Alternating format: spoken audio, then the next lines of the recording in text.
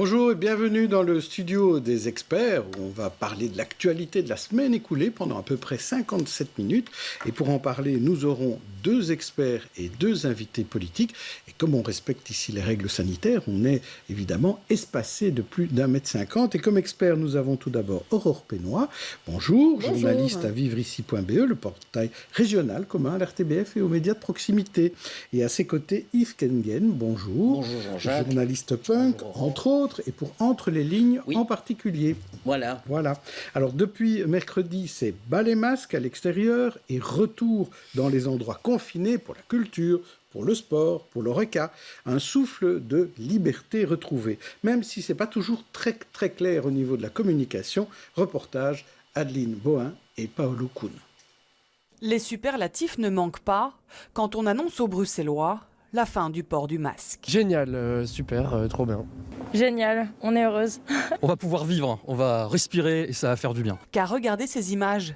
D'ici demain, elles seront considérées comme collector. Le masque à Bruxelles, c'est presque terminé.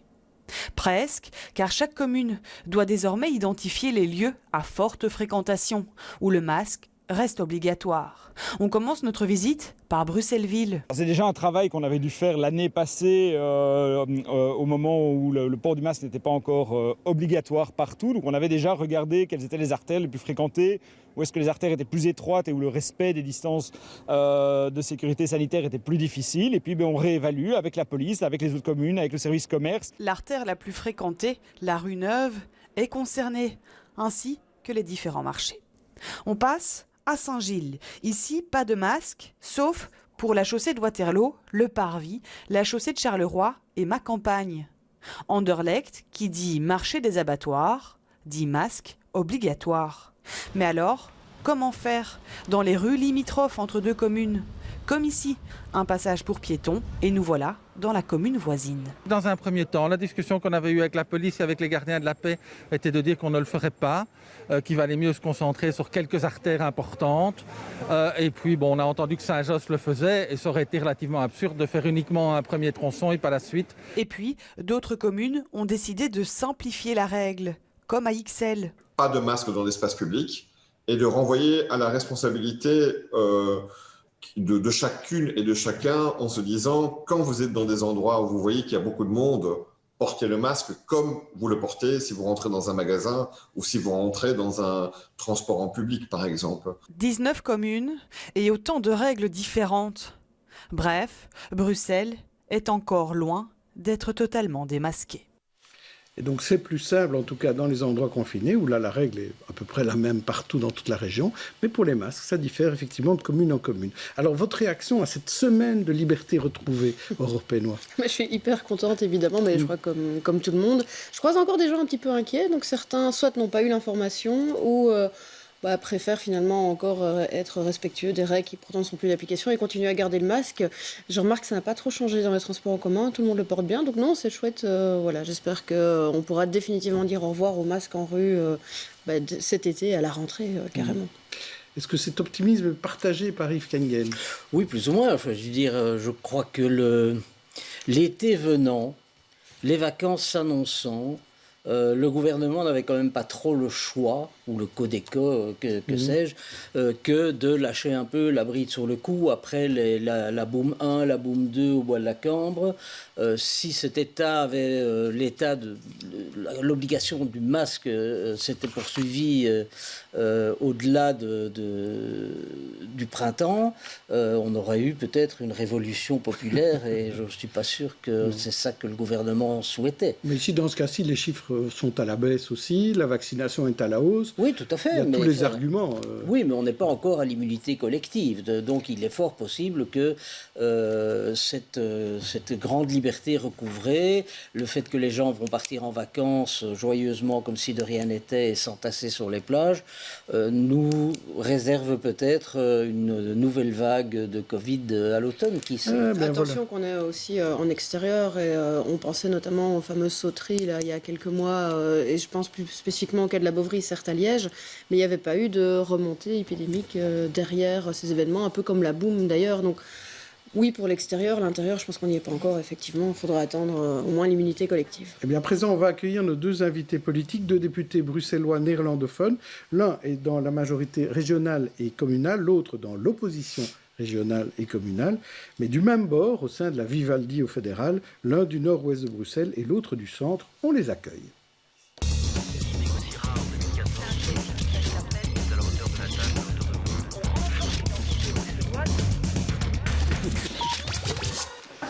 Nous avons donc Bianca Debatz, qui est députée bruxelloise CDLV de Bruxelles-Ville, et Fouad Haïdar, député bruxellois de Voreuil, de Jette, qui est aussi président du Parlement flamand de Bruxelles. C'est la VGC, hein, il n'est pas le président du Parlement bruxellois, mais du Parlement flamand de Bruxelles, pour être exact. Merci à tous les deux. On va commencer par vous, Bianca Debatz. Comment vous voyez ces différentes nouvelles mesures, ces mesures de déconfinement? Est-ce que c'est aussi la joie de ces libertés recouvrées ou bien un peu de doute sur la communication? La communication était en tout cas beaucoup meilleure que la communication au début du confinement, où c'était le chaos complet, où on ne savait pas très bien dans quelle rue, dans quelle commune il fallait porter un masque ou pas. Ici, en tout cas, c'est assez clair. Il ne faut plus de masque et je pense que beaucoup de gens attendaient cela. Ça donne quelque part nouveau de la liberté. C'est vrai, on a de nouveau l'impression de respirer au sens littéral et figuré. La seule crainte que j'ai, que je constate quand même que beaucoup de gens sont autour d'une table avec beaucoup trop de personnes. On a l'impression que le Covid, c'est fini et ce n'est pas le cas. Surtout à Bruxelles, où les gens tardent quand même à se faire vacciner. J'ai encore regardé les chiffres ce matin, 48% en Wallonie, 30% à Bruxelles. Là, je pense qu'il y a quand même encore un souci. Donc, j'appelle tout le monde à se faire vacciner, à profiter des libertés retrouvées, mais quand même à rester prudent aussi. C'est vrai, rester prudent, Fouad Haïdar? Oui, il faut rester prudent, mais bon, c'est vrai qu'au début, il y avait un peu de cacophonie. Je pense que c'est pas évident. Je pense que c'est communiquer est un art et on n'est pas tous des grands spécialistes, mais je pense que le gouvernement a fait ce qu'il a pu au départ. Aujourd'hui, ça va beaucoup mieux. La seule chose qu'il y a, c'est qu'il n'y a pas assez d'harmonisation. Quand on voit qu'il y a 19 communes et 19 bourgmestres qui décident comme il veut, quand il veut et qui doit porter le masque ou pas, ça pose parfois des problèmes. Et vous savez qu'avec One Brussels, on est pour l'harmonisation au niveau régional. Et donc voilà. Une fusion des 19 communes, ça aurait plus de sens dans un cas pareil. C'est ça que vous voulez dire? Peut-être pas. En tout cas, dans ce débat-ci, ça aurait été intéressant de parler d'une seule voix. Oui, Bianca Debatz? Oui, mais en fait, il ne faut même pas attendre la fusion des communes parce qu'on l'annonce depuis longtemps et puis je vois dans la réalité, il n'y a pas grand-chose qui se passe. C'est que le ministre-président, et quand même le ministre-président, il a la compétence aussi de la sécurité. Donc lui, il pourrait déjà, avec les compétences qu'il a, faire en sorte qu'il y a plus de coordination, mais il n'utilise pas du tout cette compétence. On se demande même parfois qui est le vrai ministre-président. Quand je vois la communication du bourgmestre de la ville de Bruxelles, on a parfois l'impression que c'est lui le vrai ministre-président et pas Rudy Vervoort. En tout cas, le Codeco a été mis en place justement pour permettre aux communes de discuter et de débattre ensemble. Il faudra l'améliorer, mais en tout cas... Mais qui est le vrai patron à Bruxelles? Parce que moi, quand j'ai lu l'interview de Raja Mawan il y a quelques semaines, c'était Alain Marron, le patron du gouvernement bruxellois. Vous dites que c'est Philippe Claus. Et où est Rudy Vervoort? Rudy Vervoort reste le ministre-président, chacun a sa place. Et puis il y a le bourgmestre de la commune et il y a la présidente d'Écolo. Donc chacun a sa place. Oui.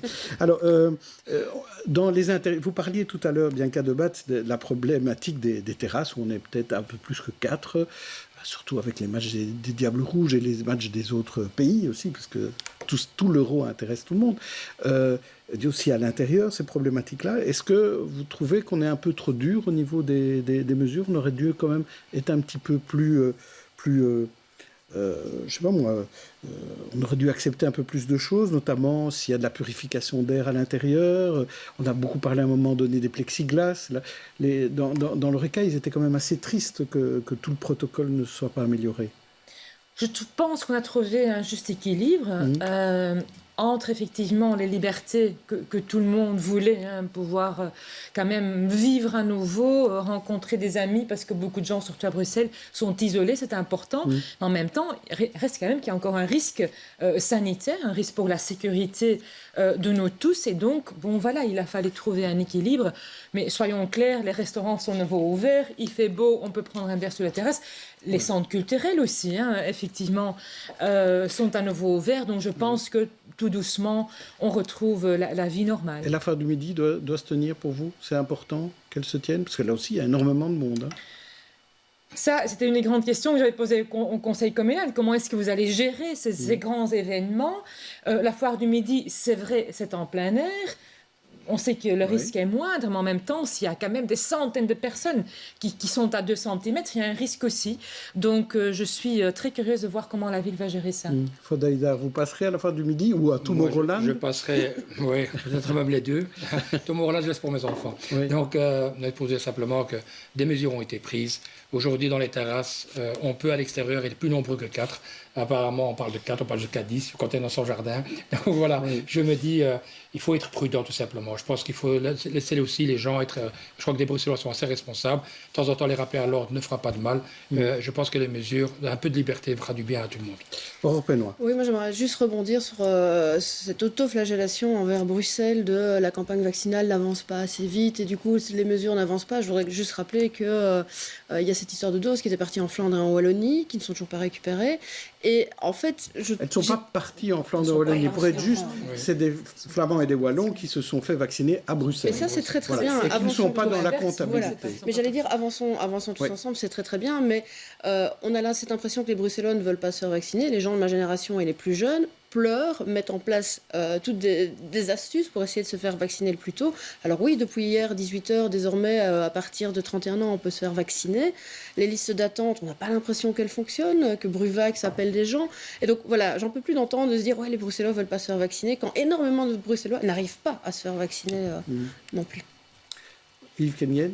Oui, juste pour poser la question, on parle beaucoup de l'ORECA. C'est vrai que c'est un secteur très important et pour la convivialité et pour un certain nombre de travailleurs. Qu'en est-il de la culture, les concerts, les théâtres? J'ai l'impression qu'on n'en parle pas. On ne sait pas très bien. Donc, est-ce qu'on pourrait m'éclairer là-dessus? Est-ce qu'on va rouvrir les salles de concert et notamment les petites salles alternatives dans les bistrots ou dans les clubs? Voilà. Donc, elles peuvent rouvrir, mais avec des jauges bien limitées. Et ce qui manque, c'est effectivement, on ne sait pas très bien à partir de quelle date on pourra avoir plus de 2500 personnes à l'extérieur. Bianca Debat, vous en avez parlé au sein du conseil communal, peut-être? Oui, mais je pense qu'il faut avancer pas à pas, en tout cas pour les salles culturelles. J'ai l'impression que ça marche plutôt bien parce que avant de venir ici, j'ai réservé ou essayé en tout cas de réserver plusieurs tickets pour des séances, des spectacles culturels. Il y en avait plusieurs qui étaient sold out. Donc apparemment, les gens retrouvent quand même, heureusement, hein, parce que les gens dans le secteur culturel étaient fort touchés. Les jauges sont petites. Et donc apparemment, ça marche. Les gens ont envie d'aller au spectacle, au théâtre, à la danse. Aujourd'hui, on parle de 100 personnes. À partir du 1er juillet, on parle de 400 personnes. Voilà, ça augmente, je veux dire, petit à petit. Et c'est vrai que c'est pas évident. Et vous avez bien raison. On a l'impression qu'on parle beaucoup de l'ORECA, mais il y a tout un secteur à côté dont on parle peut-être très peu et qui souffre actuellement. On le sait très bien. Je veux dire, mais moi, j'ai des gens qui me font la remarque, qui me disent, mais pourquoi est-ce que dans tel endroit on peut être à 100 personnes, dans un cinéma on peut être beaucoup plus nombreux? C'est quoi la différence? Parfois, c'est pas très clair, mais qu'on avance déjà, qu'on puisse faire des activités, qu'on désengorge un petit peu les maisons parce que les gens étouffent. Et je pense que c'est bien parti. Peut-être une réponse sur ce que disait Aurore Pénois sur les vaccins.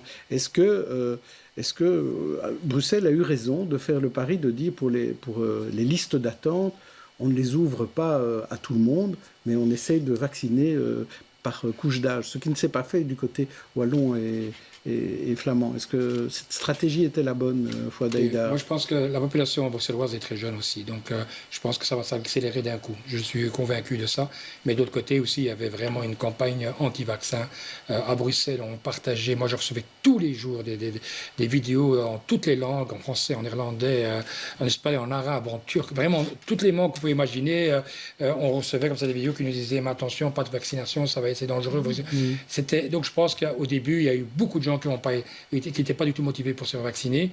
Et puis tout d'un coup, on parle de passeport vaccinal au niveau européen. Et puis il y a certains pays qui ont dit que si vous n'êtes pas vacciné, vous ne pouvez pas rentrer. Et tout d'un coup, les gens ont commencé à courir pour aller se mettre sur les listes et voilà, et créer des bouchons par-ci par-là. Moi, j'ai mes enfants, ils veulent absolument se faire vacciner, mais voilà, on doit attendre. Ils n'ont pas encore 31 ans, mais voilà. Ils ont entre 20 et 30 ans. Ils doivent attendre encore sans doute quelques semaines. Ça se fera rapidement. Là-dessus, Bianca Debat?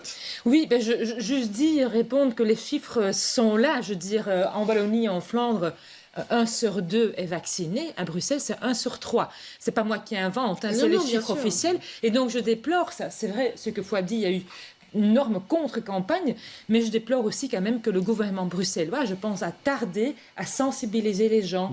Dans le débat au Parlement, j'avais dit pourquoi pas, comme en Flandre, un travail avec des influenceurs, avec des youtubeurs, les communautés culturelles et religieuses, ce qui se fait en Flandre. À Bruxelles, on a attendu trop longtemps. Ça se fait maintenant. Et ça se fait maintenant. Mais les ambassadeurs ont surtout, enfin les influenceurs ont surtout été utilisés dans l'autre sens pour flinguer notamment le vaccin Pfizer notamment. Voilà, moi je pense que chacun, Madame de Batz a son opinion par rapport à ça. Moi je pense qu'il y avait des campagnes qui ont été faites et des bonnes campagnes.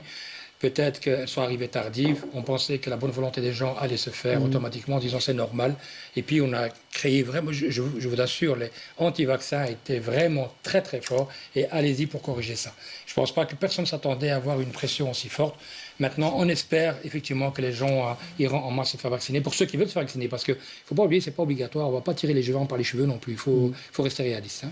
Alors, les citoyens ont malgré tout de plus en plus leur mot à dire dans toutes les décisions politiques. Ainsi, une assemblée qui mêle citoyens et élus au Parlement bruxellois a terminé la première phase de ses travaux. C'était le week-end dernier. Il en est sorti près d'une 50aine de propositions et c'était sur la 5G. Une grande aventure vécue de l'intérieur par un réalisateur, Eric D'Agostino, qui réalise d'ailleurs un documentaire à ce propos qu'on diffusera sur BX1 en fin d'année. Je vous propose d'en voir quelques images et après on réagit. Par exemple, forêt de Swan. Ouais. Est-ce que tu as besoin de 5G dans la forêt de Swan? ça fait partie de la région. De Bruxelles, oui. Non, moi je voyais la ville. Non, mais tu as raison. Tu vois, mais tu as tout à fait raison, que là qu'on la mette surtout pas. Sinon... J'habite à côté en plus. Ces petites choses qu'il y a dans le téléphone qu'on n'arrivera plus à recycler et qu'à un certain moment, il n'y en aura plus. Peut-être donner un cours, une journée, par exemple, à l'école où il y a une journée consacrée à ça. Oui, je voulais juste rajouter à ça, je suis tout à fait d'accord. Moi je pense qu'on peut rajouter que les régions peuvent faire cette sensibilisation via une campagne publicitaire parfois. Il faut peut-être poser la question au gouvernement, mais comment est-ce que vous voulez respecter l'accord de Paris sur le climat si vous, en même temps, vous êtes prêt à ce qu'on consomme plus d'énergie? Ça ne change rien dans nos vies, à part qu'on va apparemment télécharger plus rapidement des vidéos. Je ne sais pas si c'est nécessaire pour les enfants ou pour même les adultes. Voilà, donc des débats très vivants, comme on y assiste. Quel est le bilan que vous faites de cette première assemblée citoyenne, Bianca de Batz? Moi, je pense que c'est une façon très intéressante de faire de la politique. Je pense que c'est aussi un moyen intéressant pour réinstaurer la confiance entre les citoyens et le monde politique, parce qu'on sait que pour l'instant, il y a quand même un grand problème. Quand on regarde les derniers sondages, c'est plutôt l'anti-politique. Hein. Donc ça, je pense, intéressant pour les citoyens, mais aussi pour nous, en tant qu'hommes et femmes politiques. On a tous besoin d'être nourris par les citoyens, de recevoir des idées, des propositions. Donc je pense qu'il faut absolument continuer sur cette voie. Par contre, je remets en cause la façon dont ça a été organisé, puisqu'il faut quand même rappeler que la 5G, ce n'est pas un thème qui a été choisi par les citoyens, c'est un thème qui a été imposé par la majorité, par le gouvernement. Et pour moi, une consultation citoyenne, où les citoyens n'ont pas choisi le thème, mais ça leur a été imposé. Les citoyens voulaient débattre du sans-abrisme. Ça, je trouve ça un peu bizarre. Oui, mais c'est prévu dans une autre assemblée citoyenne. Oui, plus tard. Mais je pense que si on avait vraiment pris au sérieux cette première, qui était quand même un événement symbolique, puisque c'est la toute première fois qu'il y avait une consultation citoyenne, on aurait dû suivre... on aurait dû suivre le thème mis en avant, je pense, par les citoyens. Mais sur le principe de travailler ensemble, là, je suis très enthousiaste et très positif. Est-ce que c'est la bonne formule, Fouad Aïda? C'est une très bonne formule. Franchement, c'est pas de permettre aux citoyens tous les 5 ans de voter, de dire voilà, écoutez, on vous envoie et vous faites ce que vous voulez. Je pense que régulièrement, prendre des thèmes qui touchent les citoyens. Et ici, on était en plein débat sur la 5G et de voir est-ce que c'est d'abord nécessaire, comment il fallait le déployer, parce que bon, la décision a été prise au niveau fédéral en disant voilà, il y a un accord pour la 5G, sauf Sauf que où est-ce qu'elle doit se déployer, cette 5G? Est-ce qu'elle est dangereuse? Quels sont les sentiments des citoyens? Et donc, on a pu écouter certains experts. Pour nous, il y avait Île de Sable qui nous représentait. Franchement, elle m'a dit que c'était super intéressant, des échanges très vifs, très clairs et très honnêtes, avec des recommandations qui ont été déposées. Et ça, c'est le premier pas. Maintenant, ce sujet-là, effectivement, pourquoi pas les sans-abrisme? Comme il y a eu beaucoup de colloques sur les sans-abrisme et que beaucoup de gens étaient inquiets par rapport à cette discussion du 5G, effectivement, que le gouvernement, que ce soit les parlementaires, ont préféré travailler d'abord sur ce thème-là. Bon, voilà. On peut en discuter, en débattre. Ce qui est intéressant, c'est que l'expérience a été faite. Apparemment, elle est très bonne et j'espère qu'à l'avenir, on pourra développer plusieurs commissions délibératives. Et au passage, je remercie quand même Magali Plovi d'Écolo qui a quand même fait tout un travail autour de ça. Je veux dire, il faut remettre à César ce qu'il y a à César. Au début, on n'y croyait pas trop, mais elle s'est acharnée pour effectivement faire ça. Et je pense qu'avec les collègues de la majorité et de l'opposition, on a pu trouver un accord qui nous a permis de travailler sur ce thème. Donc, il est prévu 2 assemblées ou 2 commissions par an. Hein, c'est ça qui est prévu. Or, Pénois.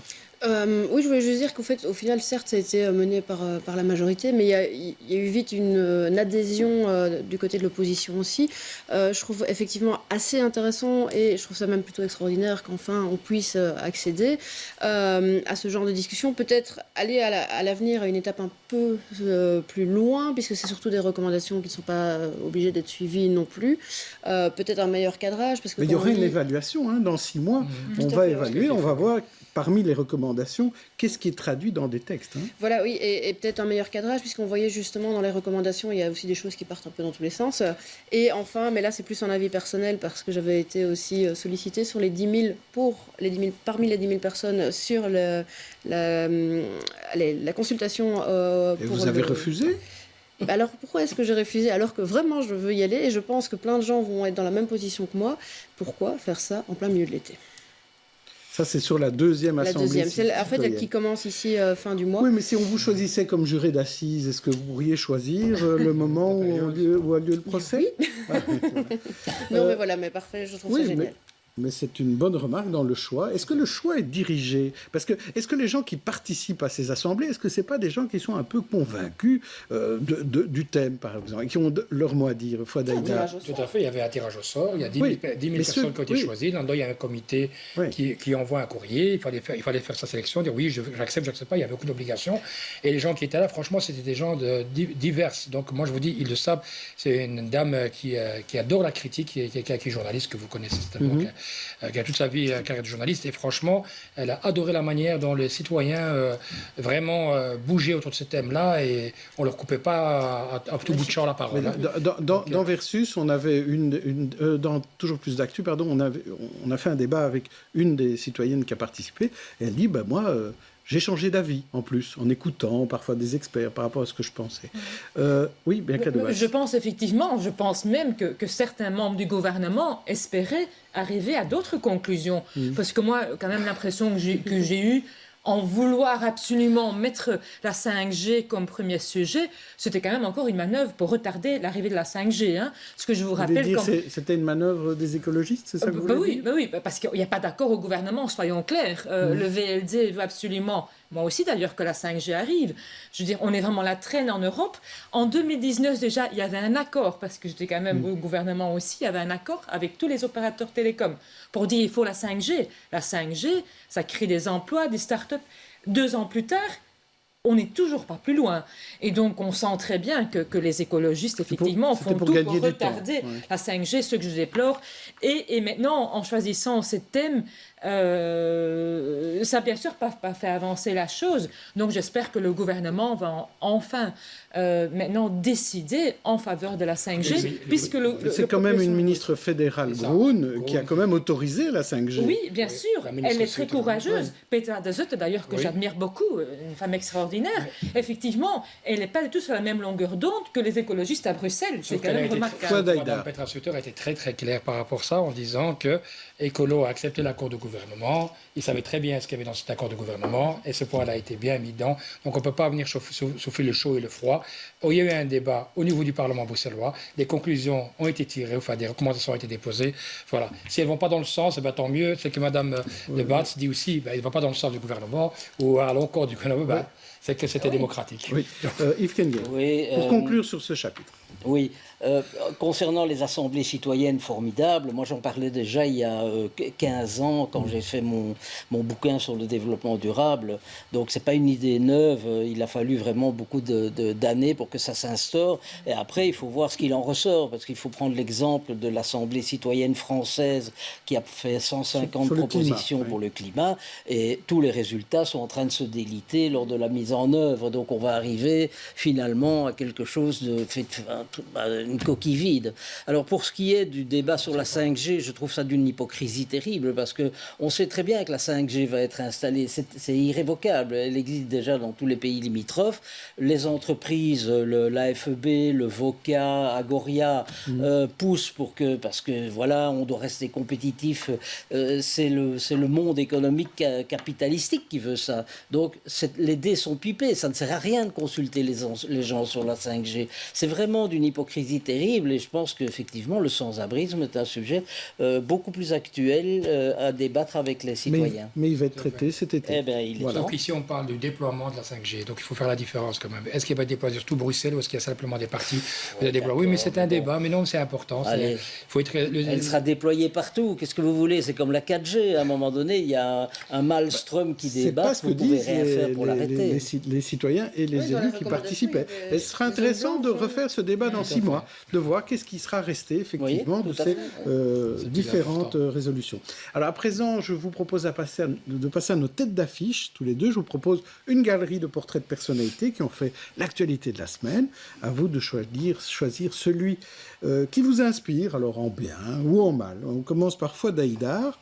Et la première personnalité, c'est Frank Robben, le fonctionnaire peu transparent en matière de protection de données. Puis Kevin De Bruyne, un des meilleurs diables du globe.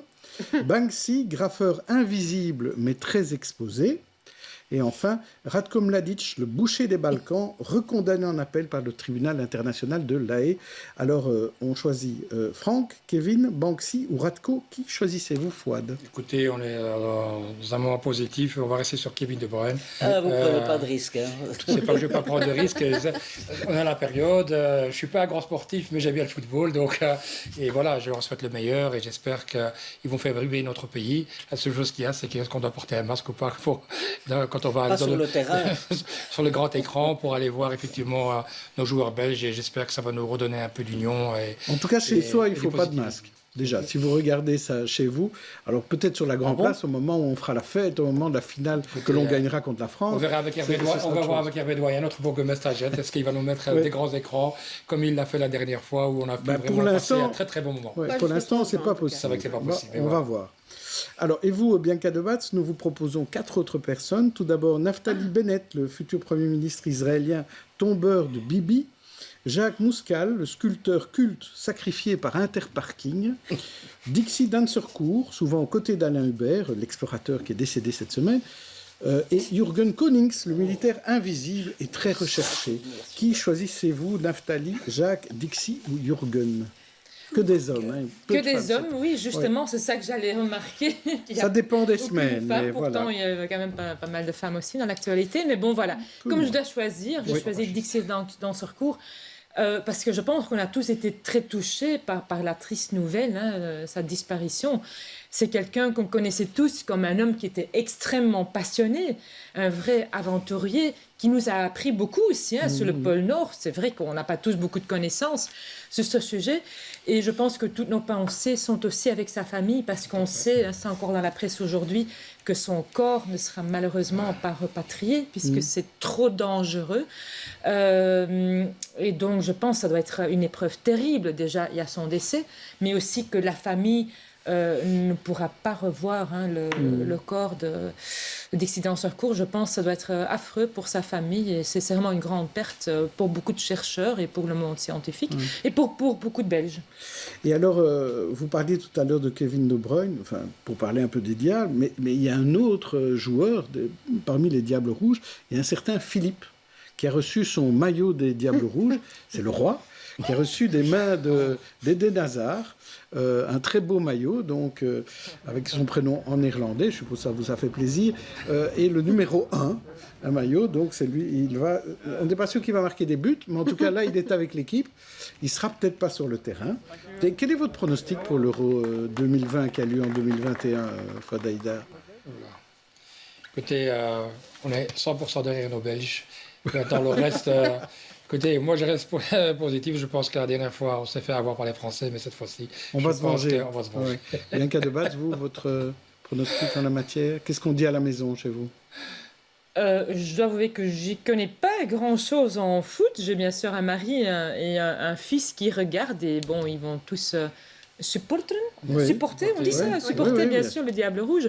Pronostic, c'est difficile, mais je reste un peu sur le même avis que Fouad, je crois. C'est ça, on va battre les Français. 5 infos de la semaine, laquelle vous a ravi, laquelle vous a énervé. Pourquoi?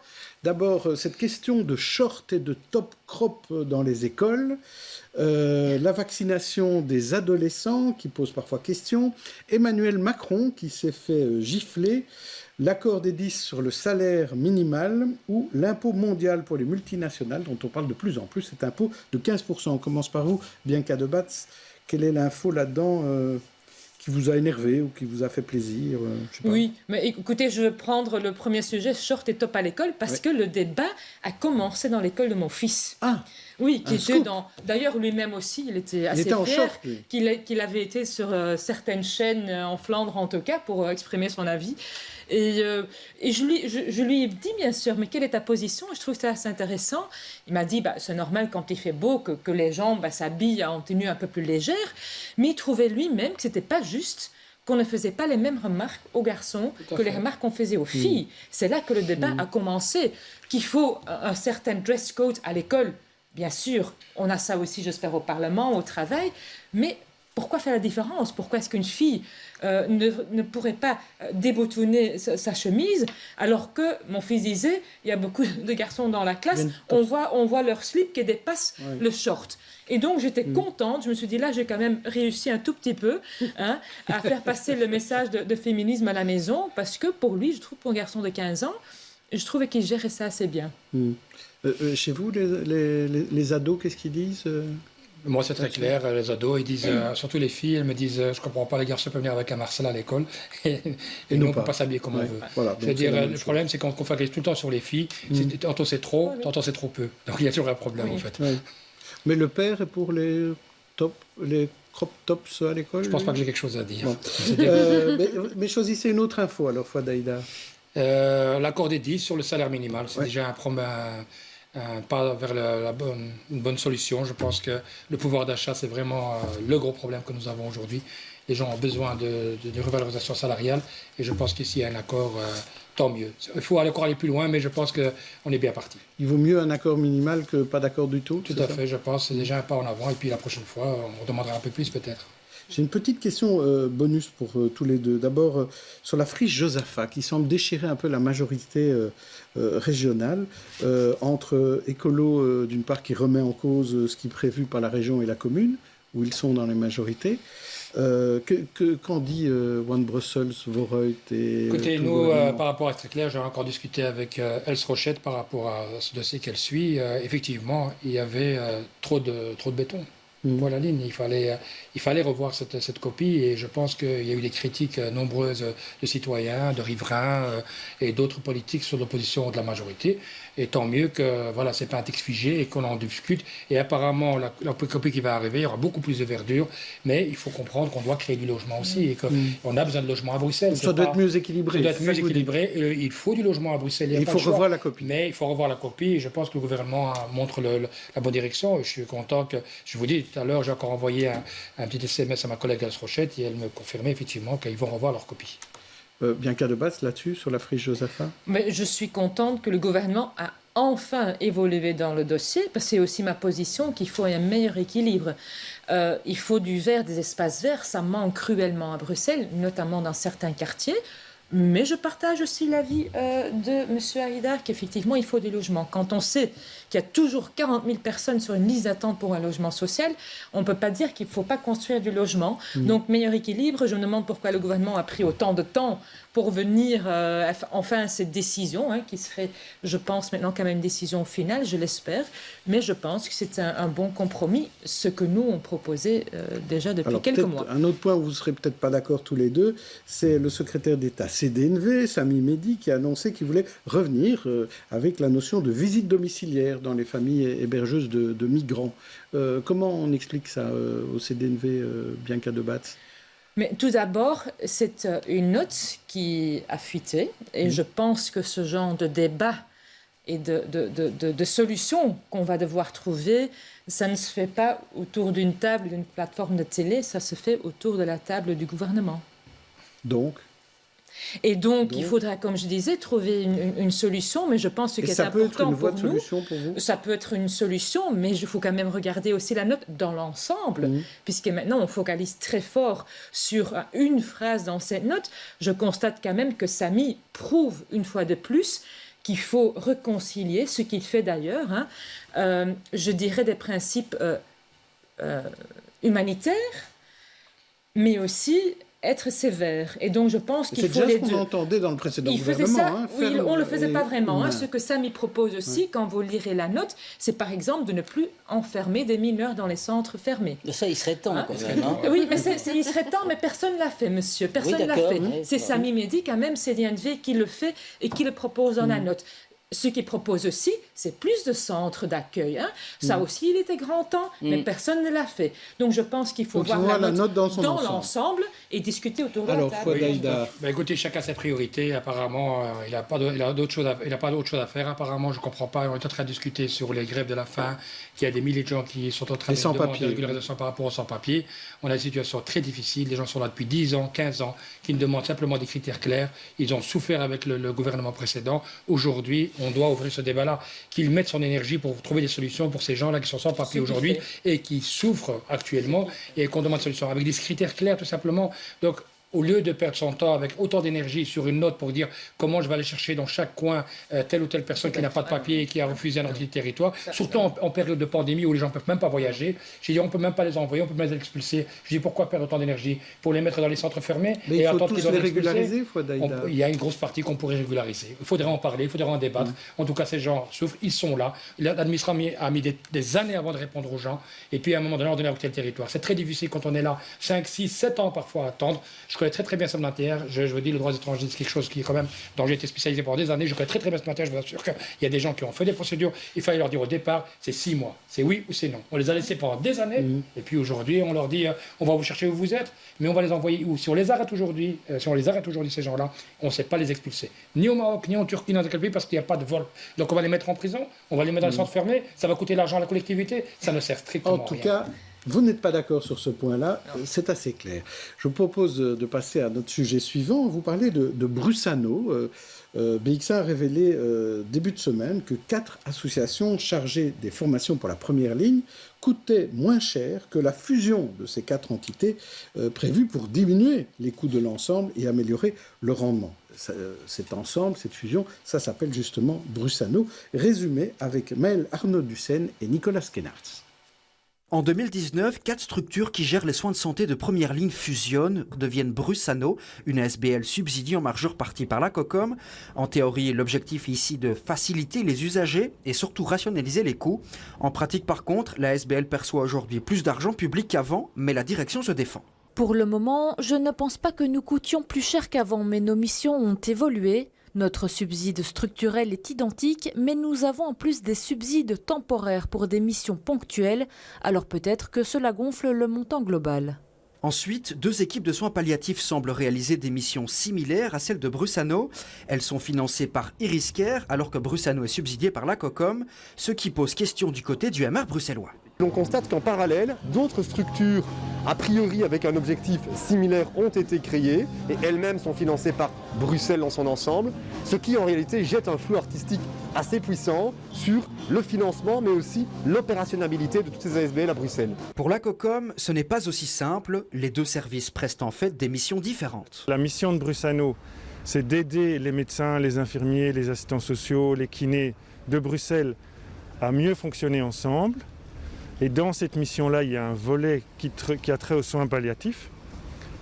Et les équipes palliatives de deuxième ligne qui sont financées par Eriscare, c'est Miramis et Continuing Care en particulier, ce sont des équipes de terrain.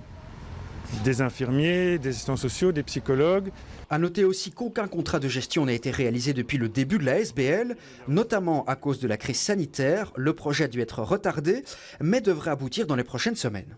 Et à cela, on peut ajouter aussi apparemment des jetons de présence assez dispendieux et des honoraires aussi très élevés, notamment pour des consultants.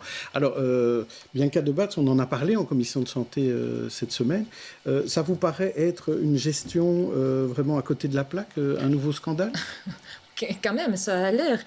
L'idée, c'était de rationaliser, mais on voit que sur le terrain, c'est tout à fait l'inverse qui se passe, puisqu'il faut rappeler aussi que la nouvelle structure coûte plus cher que les 4 structures qu'il y avait auparavant. Pas de transparence, pas de contrat de gestion, jetons de présence. Je constate aussi, et c'est important aussi, que c'est un membre de l'opposition, David du MR, qui relève ce dossier, ce qui montre aussi, je pense, que le contrôle démocratique est très important. Et là aussi, je déplore quand même gravement que le gouvernement, bien qu'il avait promis, après le scandale du service social, de joindre l'opposition dans les conseils d'administration, ce n'est toujours pas le cas. Là aussi, je trouve que c'est vraiment un manque en termes de démocratie, de contrôle. Et donc, il faut absolument, j'appelle vraiment Rudy Velvoort et le gouvernement et mes collègues de la majorité de régler enfin ce problème, puisque c'était repris dans l'accord du gouvernement. On nous avait promis de le faire. Après, je vous rappelle, le grand scandale quand même du SAMU social, c'est toujours pas fait. Et donc, je me demande bien pourquoi. Qu'est-ce qu'on attend ? Qu'est-ce qu'on attend, Fouad Haïdar ? Vous savez, je vais vous dire une chose, c'est qu'on ne sait jamais dire exactement à l'avance, ça va coûter plus cher ou moins cher. À partir du moment où c'est efficace et que les Bruxellois sont aidés et qu'on a du résultat, tant mieux. Aujourd'hui, il n'y a pas de contrat de gestion, on doit savoir ce qui se passe dans ce contrat de gestion et qu'est-ce qu'on attend par rapport à ces gens-là. Bon, Madame Debatz dit aujourd'hui qu'elle est scandalisée, mais c'est une décision qui a été prise par l'ancien gouvernement dont elle faisait partie. Donc, le fait de fusionner, oui. C'était le ministre Gauzoin, donc, effectivement, qui a démarré ça. Je pense, mais oui, tout à fait. Mais en tout cas, il y a une décision... n'est pas toujours pas repris dans les mais ça, c'est encore une autre structures, discussion. Et je pense qu'aujourd'hui, vous étiez vous-même dans l'ancien gouvernement et donc vous avez marqué votre accord. Les choses ont été faites. Maintenant, il y a 4 organisations qui ont fusionné. Nous, ce qu'on veut, c'est la qualité du résultat. Si ça devait coûter plus cher, mais que les Bruxellois aurait été aidé beaucoup plus facilement et ça a été beaucoup plus efficace, je n'ai aucun problème avec ça. Oui, mais aujourd'hui, vous ne le savez pas. Mais vous avez raison. Non, on ne le sait pas. C'est pour ça qu'on attend le contrat de gestion. Ça, c'est 1. 2, votre émission a effectivement montré qu'il y avait des jetons de présence et des salaires faramineux qui ont été payés ou qui vont être payés. Donc, il y a quelque chose qui cloche. Et là, vous avez tout à fait raison. Et 3, effectivement, comme a dit Mme Bianca-Debatz, si effectivement le gouvernement a promis qu'un membre d'opposition ou des membres d'opposition devaient être présents, ça doit être fait. Il y a des choses qui ont entraîné et le Covid, parfois, à dos large, il faut que ça s'arrête. À un moment donné, on doit éclaircir les choses parce qu'effectivement, ça fait 1 an et demi que le gouvernement gère le problème du Covid. Mais c'est vrai que sur la fusion, Fouad Haïdar a raison, c'est le gouvernement précédent qui l'a décidé. Donc sur le principe de la fusion, vous êtes d'accord ? Quand même rappeler quelque chose, je sais que les structures bruxelloises sont complexes pour beaucoup d'entre nous. Quand même juste vous rappeler que les secrétaires d'État ne font pas partie de la COCOM. Donc je n'étais bien sûr pas associée à la décision. J'étais au courant, mais je n'ai jamais pas décidé ça. Hein, donc, non, mais c'est pas le débat, juste pour dire que j'avais décidé. C'est la majorité précédente qui l'a dit, on est d'accord. Mais dont je ne faisais pas partie, puisque comme je dis... Non, vous faisiez partie de la majorité. Mais ce qui est vrai que j'étais, bien sûr, comment est-ce qu'on pourrait être contre l'idée de fusionner, de rationaliser ? Bien sûr, j'étais d'accord là-dessus. Sauf qu'on voit que dans la pratique, c'est tout à fait l'inverse qui se passe. Et pareil d'ailleurs pour l'opposition dans les conseils d'administration. Dire que c'est à cause du Covid que ça traîne, je pense que c'est un peu facile. Non, j'ai dit que c'est le Covid à dos large et je vous donne raison à ce niveau-là. Ils auraient pu aller plus vite. D'accord, et tout le monde me donne raison, sauf qu'on n'est toujours pas repris. Pas surtout, mais sur ça je vous donne raison. Oui, et donc je répète ma question, qu'est-ce qu'on attend pour effectivement reprendre l'opposition dans ces structures ? Ce serait en tout cas plus démocratique et j'espère surtout que ce soit opposition ou majorité, j'espère surtout pour le Bruxellois qui voit ça. C'est peut-être pas le SAMU social, mais il y a quand même des similitudes. Je veux dire, c'est pas sérieux. J'espère que ce genre de dossier, que ce serait définitivement Que ce soit le dernier, quoi. Que ce soit le dernier qui remonte à la surface. Didier Causin est quelqu'un de sérieux. Je pense que c'est quelqu'un qui a voulu faire quelque chose de structuré, les idées étaient positif. bonnes. Oui, l'idée était bonne. Il faut voir ce qui est devenu. Donc on attend le contrat de gestion et à partir de là, il y aura le vrai débat qui va commencer. Mais merci d'avoir mis ce sujet à la table. Je pense que ça va nous tétiller un petit peu par là. Yves Kengen. Oui, j'entends tout ça. Je suis tout à fait stupéfait. Parce que moi, je suis le bruxellois de base, hein, attention. Et Brussano, moi, j'ai jamais entendu parler de ce truc. Donc moi, j'ai reçu vos sujets, j'ai été me renseigner, j'ai regardé vos sujets, je sais toujours pas ce qu'ils font. Alors, ils s'occupent de soins palliatifs, mais comme a dit le monsieur du MR, là, il y a déjà plein d'associations qui s'occupent des soins palliatifs et qui font ça très bien. Les hôpitaux le font. Est-ce qu'ils s'occupent également des questions liées à l'euthanasie? On n'en sait rien. Que fait cette association? Et quand je vois que cette association, c'est ce qu'on vient de dire, est là pour donner des conseils et créer du lien entre les différents professionnels, et qui après, ils ont encore besoin d'aller engager des consultants privés, je me dis, mais on a engagé des bras cassés dans cette association. C'est pas possible, quoi. On se fout du monde, quoi. Aurore Pénois, là-dessus? Rien. Voilà. Eh bien, on attendra la suite des événements. Pour l'instant, ni les membres des associations, ni la directrice de Brussano veut répondre à nos questions sur nos dernières révélations. Étrange, hein. On espère qu'il y aura des réponses, notamment sur les jetons de présence et les honoraires des consultants. Alors, on a reparlé de neutralité et de voile dans la fonction publique cette semaine. Le PS a pris position et s'aligne plutôt sur la ligne écologiste. OK pour les signes convictionnels, mais seulement pour les positions d'autorité et en contact avec le public. Mais le président Magnette a dit qu'à titre personnel, trouvait que la STIB devait faire appel. Alors, je vous propose de regarder cet article qui est paru dans l'Écho, où on dit que le PS bruxellois ne veut pas faire appel à la STIB. Et or, donc, ça crée un problème au sein du gouvernement, puisque Défi veut faire appel, le PS ne veut pas, Écolo a l'air de vouloir discuter. Qu'en dit One Brussels? Qu'en dit le VLD? Du côté du gouvernement bruxellois, en tout cas pour One Brussels, Fouad Aïda. Pour One Brussels, c'est clair. Je pense que la position est très claire. Pour nous, on ne doit pas faire appel. Je pense que la justice a fait un prononcé. Et puis, il a été déposé au comité de gestion. On a demandé au comité de gestion qui a aussi déterminé qu'il ne faut pas faire appel. Oui, puis d'un coup, la politique... Ce sont les membres... C'est des membres... Nous, n'est pas membres nommés par la majorité du gouvernement. Donc... Est-ce que le politique s'est mouillé, s'est mêlé? Ça, c'est une autre histoire. Moi, je vais vous dire une chose, c'est qu'il y a un comité de gestion qui est là, ce sont des directeurs qui travaillent et qui peut décider en toute indépendance. Maintenant, s'ils ne l'ont pas fait, c'est eux leur conscience. Nous, tout ce qu'on sait aujourd'hui, c'est que nous, on demande de ne pas faire appel. Voilà, ça, c'est la position de One Brussels hier à Bruxelles. Et nous a été conforté par notre président national aussi. Et quelle est votre position, peut-être pour expliciter qu'on prenne, parce qu'on a parlé de la position de PS qu'on ne doit pas faire appel et qu'effectivement, on doit permettre à des personnes qui ont un signe convictionnel, que ce soit la kippa, que ce soit le foulard, que ce soit une croix, pour nous, il n'y a aucun souci. Pour nous, c'est pas le plus important, c'est pas ce qu'elle porte sur la tête ou qu'elle porte autour du cou. Ce qui nous intéresse, c'est le service rendu à la population. C'est la seule chose qui doit être neutre. Moi, je vois des policiers avec des beaux costumes. Ils sont merveilleux. Si c'est un raciste, je ne sais pas le voir. Mais quand je vais être au commissariat, je vais le sentir. Donc je pense que la neutralité, c'est dans le service rendu à la population. C'est ce qu'on exige. Je ne demanderai pas à quelqu'un, parce qu'il serait africain noir derrière un guichet, de me dire ah non, je ne vais pas me faire servir par celui-là parce qu'il va me traiter de l'autre manière. Il y a un règlement d'ordre intérieur dans chaque administration et les gens qui y travaillent doivent respecter cet ordre. Et s'ils portent un t-shirt Vlaams Belang, je pense que c'est autre chose. Ça, c'est un délit clair en disant que c'est un parti raciste. Donc je pense qu'il faut mettre la part des choses. Qui existe, mais je ne pense pas qu'on parle de politique ici. Ici, simplement, parce que souvent on dit oui, c'est un bout de tissu. Il n'y a pas que sur de bout de tissu. Il y a des gens qui ont des convictions religieuses. Et donc, est-ce qu'ils peuvent travailler tout en gardant l'identité? Je ne vois pas où est le problème. Juste les signes convictionnels, c'est pas que religieux, c'est religieux et politique et philosophique. Philosopque mais moi, aussi, je parle de... Oui, tout à fait. Oui. J'ai compris que vous, c'est plutôt sur l'aspect religieux et philosophique. Voilà. Et vous, Bianca de Batz, d'abord sur l'appel, même question. Est-ce que le gouvernement doit faire appel? Oui, j'explique pourquoi. J'étais très contente avec la position de mon président national, que pour nous, on ne va jamais adhérer à la position, par exemple, du MR qui veut une laïcité stricte comme en France. Pour nous, pour le CDNV et pour moi, la religion et les courants philosophiques ont leur place dans la société. C'est même une plus-value. Par contre, je trouve aussi que dans le privé, bien sûr, là, les entreprises choisissent de gérer ça comme ils veulent. dans les instances publiques, je trouve effectivement que les gens peuvent porter un signe convictionnel, mais pas, c'est là qu'il y a un mais pas quand on rentre en contact avec le public. Et je pense qu'il ne faut pas uniquement focaliser sur le foulard. Je prends mon exemple, je suis croyante, je porte d'ailleurs régulièrement, comme vous pouvez voir, une croix. Je peux, puisque je fais de la politique, et quand on fait de la politique, on est par définition pas neutre.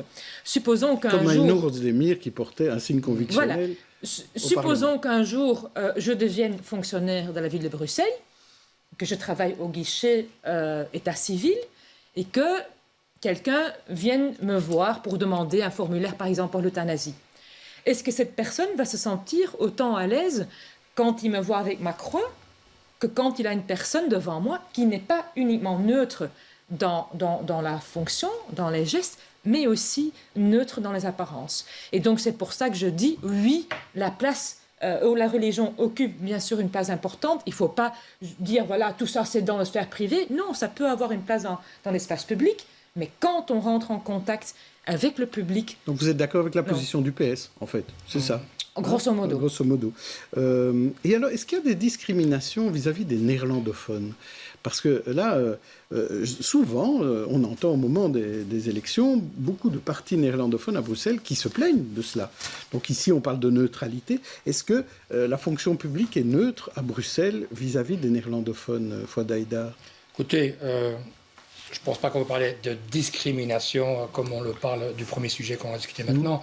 Je pense qu'il y a un service public qui doit être bilingue. On est à Bruxelles et on doit pouvoir aider les citoyens dans la langue dans laquelle il exerce. Il veut parler en néerlandais ou en français. Et ce n'est pas le cas aujourd'hui? Dans beaucoup de cas, ce n'est pas le cas. Surtout dans les urgences, on voit effectivement que dans les hôpitaux, la police, il y a quand même encore beaucoup à faire. Et je pense que quand un néerlandophone qui est à Bruxelles, il aime bien être aidé dans sa propre langue. Quand ce n'est pas possible, c'est pas possible. Je veux bien comprendre certaines choses. Mais il y a une chose qui est claire, c'est que l'on constate aujourd'hui, c'est que moi, par exemple, je vois des gens qui me disent, quand je vais à l'hôpital ou quand j'appelle une ambulance, et que je dois expliquer effectivement que je vais vous casser le pied, je veux bien que je dois le dire en néerlandais, parce que le type en face de moi me dit, mais je ne vous comprends pas, qu'est-ce que vous dites? Et je dois lui dire quoi? Le type va dire, das Bein, das ist Hand. C'est pas clair, en fait. Je dirais, il faut que ce soit clair que je dois pouvoir être aidé, surtout quand on est en France, quand on est dans l'administration, quand on a un problème au niveau du service public, je veux pouvoir être aidé dans la langue dans laquelle je maîtrise le métier. Si je suis néerlandophone, je suis francophone. Vous savez, il y a des gens qui viennent à Bruxelles, de Gand, ma femme, elle est d'origine de Gand. Quand la famille vient ici à Bruxelles, elles veulent aussi, elles se disent, je suis dans la capitale de la Belgique, je suis dans la capitale de la Flandre, et je ne peux pas être aidé dans ma propre langue. Il y a quand même quelque chose qui cloche. Je pense qu'à ce niveau-là, il y a encore beaucoup de choses à faire, et je crois que du côté francophone, il y a encore des efforts à faire, c'est-à-dire plus de cours, peut-être de néerlandais dans l'enseignement. Il ne faut pas oublier qu'aujourd'hui, il y a 20% d'enfants, 20% des élèves suivent un enseignement néerlandophone à Bruxelles. C'est énorme. Les gens ne se rendent même pas compte. C'est 20%. Ça s'améliorera peut-être dans le temps, mais c'est vous dire qu'aujourd'hui, les parents s'inquiètent et se disent, est-ce que ils les mettent tous parce qu'ils veulent les rendre néerlandophones? C'est parce qu'ils veulent leur donner un avenir, et ça c'est encore une autre chose, c'est qu'on leur dire, Bruxelles ne s'arrête pas à la frontière de la Flandre. Donner les opportunités à ces gens, et je pense que du côté francophone, on peut faire un effort supplémentaire. Bianca Debat, est-ce que vous voyez des discriminations? Commencer quand même par dire que l'importance du néerlandais, effectivement, a énormément évolué ces dernières décennies, parce qu'on doit quand même se rappeler que dans les années 70-80, on devait fermer les écoles néerlandophones faute d'élèves. Maintenant, c'est l'inverse. Beaucoup de francophones, de gens qui parlent d'autres langues à la maison aussi, qui ont compris que être bilingue, c'est vraiment un atout important. Et donc, le statut du néerlandais a évolué positivement. Heureusement, il faut reconnaître aussi qu'on n'est plus dans les grandes querelles communautaires qu'on a connues dans les années 80 et 90. Heureusement, là aussi, les Bruxellois vivent bien ensemble. Mais, et là, malheureusement, il y a un mais. On parle beaucoup moins français en dehors de Bruxelles et dans des communes de la périphérie où on avait l'habitude de parler français. D'accord, c'est vrai. C'est un peu le prix qui était payé. C'est vrai, mais restons à Bruxelles. Il faut le mais que j'allais exprimer, c'est qu'il y a quand même encore des motifs de frustration, et notamment quand des néerlandophones, par exemple, se présentent au guichet. C'est souvent les guichets des communes, les soins de santé aussi. Et souvent, on me dit, oui, mais tu parles quand même bien français. Oui, mais ce n'est pas la question. Ce n'est pas la question, parce que moi, je me débrouille assez bien, je pense, en français. Mais mes parents, par exemple, comme tu expliquais, s'ils viennent à Bruxelles, ils se font renverser par une voiture, ils sont incapables de se faire... Ou les enfants qui vont dans une école néerlandophone, un gamin de 6 ans qui a mal, et en den nieren, il ne sait pas du tout que les nieren en français, c'est les reins. Et donc là, je trouve que c'est vraiment problématique. Et on me dit ça souvent, oui, il faut faire des efforts. Mais sur le terrain, là aussi, il n'y a pas grand-chose qui avance. Yves Kenguyen là-dessus. Qu'est-ce qu'en pense un francophone? Parce que les néerlandophones, ils voient évidemment de leur point de vue, ce qu'on peut comprendre. Moi, ce que je vois, c'est que dans les administrations, il y a une large majorité de flamands à Bruxelles. Dans les administrations fédérales. Oui, enfin, les administrations en général. Moi, l'autre jour, j'ai été au musée royal de Beaux-Arts, voir l'exposition sur l'art aborigène, qui est formidable d'ailleurs. Quasi tout le personnel, c'était des flamands. Je veux dire, ils m'adressent la parole en flamand. Après, je leur parle français, ils parlent français. Mais c'est quand même extraordinaire. Mais ça, c'est du bilinguisme. C'est bien. Oui, c'est du bilinguisme, mais c'est pas de la discrimination contre les flamands. Il faut quand même pas rire.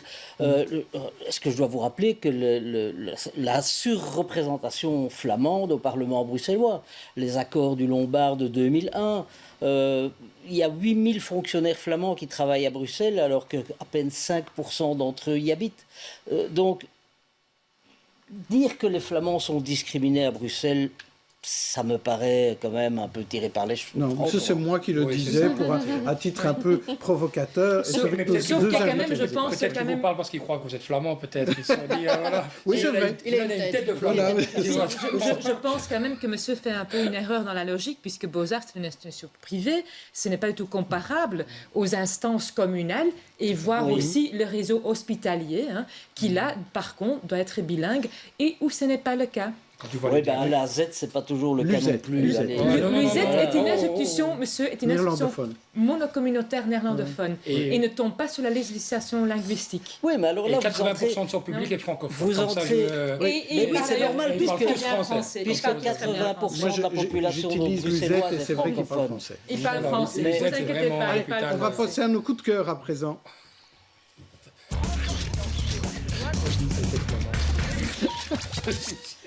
Bon, on va parler de coup de cœur, peut-être flamand, qui sait. D'abord, le coup de cœur d'Aurore. Mais c'est pas flamand, c'est XLOA, mais comment ça se fait? Un livre. Oui, j'étais un peu prise de court, sinon j'aurais peut-être un peu creusé pour trouver un coup de cœur flamand.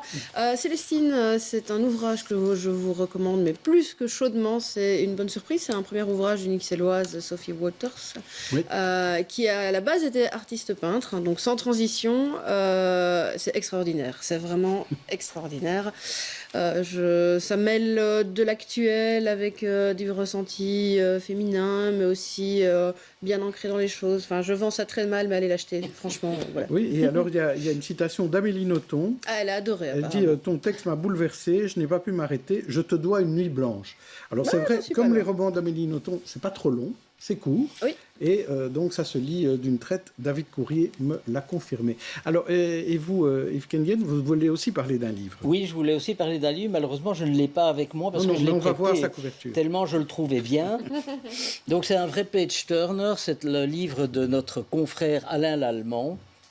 Ça s'appelle L'homme qui dépeuplait les collines. Donc en filigrane, on entend bien qu'il s'agit de George Forrest. Le magnat des mines au Congo. Et je trouve que tout le monde devrait lire ce livre, d'une part parce qu'il est passionnant, et d'autre part parce qu'on ne s'intéresse pas assez au Congo. Dans nos indignations, il se passe au Congo des choses épouvantables, en Ituri, au Kivu, dont on évite de parler par pudeur ou par culpabilité, je ne sais pas. Mais ce livre est en tout cas très très bien documenté. Il est passionnant, on sent que l'auteur a fait un vrai travail d'investigation, qu'il a réussi très habilement à transformer en roman. C'est tout à fait crédible, c'est parfaitement génial et c'est un très bon livre pour les vacances. Parce que voilà, on est au bout du temps. Merci à tous, on se retrouve la semaine prochaine pour la dernière de la saison. Bon week-end.